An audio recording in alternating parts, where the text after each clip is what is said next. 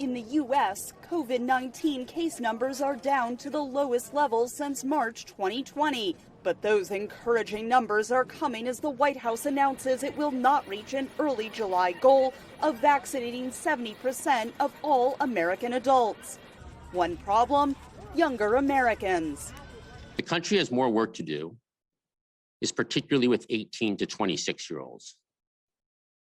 The reality is many younger Americans have felt like COVID-19 is not something that impacts them, and they've been less eager to get the shot.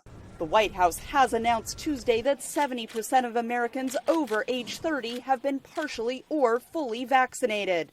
And while the Centers for Disease Control and Prevention says vaccination rates have increased in communities of color in recent weeks, U.S. lawmakers say more work needs to be done. We will not reach the goals in many states and communities if we do not continue to address the hesitancy, misinformation, and other issues holding back Americans from getting vaccinated.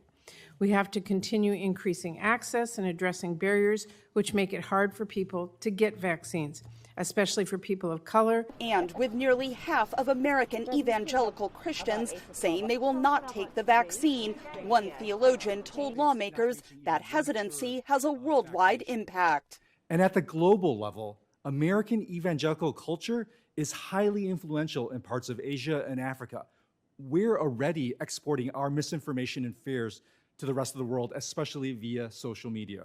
Even with 20 to 30% of American adults unvaccinated, U.S. officials are optimistic there will not be a fourth surge of the coronavirus in the U.S. this winter. I don't think even under those circumstances that you're going to see things like 1,000 deaths a day.